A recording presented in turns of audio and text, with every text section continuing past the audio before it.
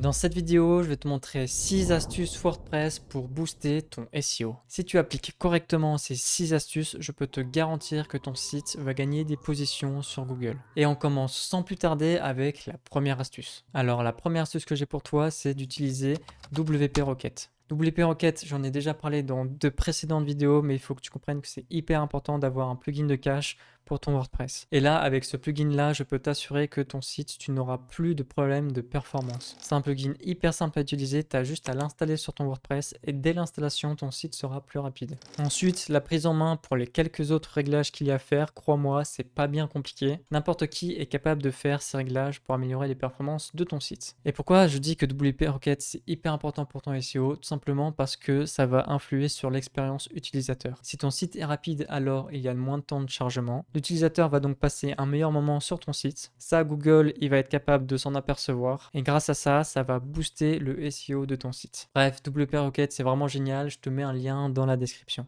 Maintenant, on va voir la deuxième astuce SEO pour ton site WordPress. Il s'agit de sauvegarder ton site. Alors, quand je dis sauvegarder ton site, c'est quoi? C'est faire des sauvegardes régulièrement de façon automatique et de faire aussi des sauvegardes de ton site avant chaque gros changement. C'est hyper important si tu n'as pas envie de perdre ton site du jour au lendemain. Et là, l'outil que je te recommande pour faire ça, que j'utilise personnellement, c'est Updraft Plus. Tu peux faire le gros du travail avec la version gratuite d'Updraft Plus. Donc c'est hyper important que sur ton WordPress, tu aies un plugin qui fasse des sauvegardes de ton site automatiquement. Tu peux faire des sauvegardes tous les jours, toutes les semaines, tous les mois. Ça va dépendre de si tu fais ou pas des mises à jour régulières sur ton site. Plus tu fais des mises à jour régulières, plus je te recommande de sauvegarder ton site régulièrement. Allez, tout de suite, on passe à la troisième astuce SEO pour ton WordPress, c'est de nettoyer ton WordPress. Alors quand je dis nettoyer ton WordPress, ça correspond à quoi? Ça correspond à 5 choses. Tout d'abord, ça va être nettoyer les commentaires, ça va être nettoyer les brouillons, nettoyer les pages, nettoyer les plugins et nettoyer les images de ton site. Donc ça, c'est un truc que tu dois faire régulièrement toutes les semaines ou au moins tous les mois. Tu checkes les commentaires, donc tu regardes s'il y a des commentaires spam ou pas, s'il y en a que tu dois supprimer, s'il y en a que tu dois conserver.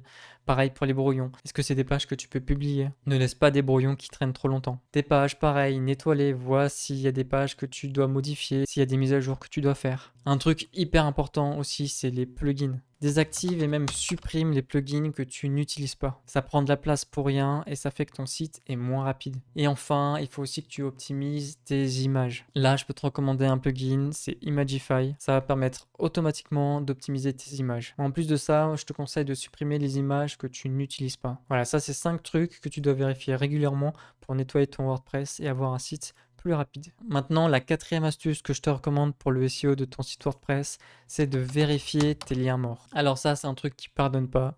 Si tu as des liens qui renvoient vers des pages 404 ou des pages erreurs, Google va voir ça comme un gros signe négatif. Donc ça, vraiment, c'est un truc que je t'invite à vérifier régulièrement. Il y a un plugin que je te recommande pour vérifier ça, c'est Broken Link Checker. Ce petit plugin WordPress va faire le travail à ta place et vérifier si tu as des liens morts sur tes pages. Maintenant, la cinquième astuce SEO pour ton site WordPress, c'est de faire les mises à jour régulièrement. Donc quand je parle de faire les mises à jour, ça va être de faire les mises à jour des plugins, de faire la mise à jour des thèmes et de faire la mise à jour même de ton WordPress. Fais ces mises à jour. Si tu as des mises à jour, c'est pas pour rien. Il se peut que si tu fasses pas ces mises à jour, tu aies des gros problèmes de performance ou bien même que ton site puisse se faire hacker. Donc vraiment, fais ces mises à jour, ça te prend pas beaucoup de temps. Vérifie quand même qu'avant de faire ces mises à jour, tout soit bien compatible avec ce que tu as déjà sur ton site. Et n'oublie pas, tu peux sauvegarder ton site avant chaque mise à jour. Comme ça, si une mise à jour se passe mal, tu peux restaurer la précédente version de ton site. Et vraiment, fais ces mises à jour, c'est hyper important. Et maintenant, la dernière astuce WordPress qui peut permettre de booster ton SEO, ça va être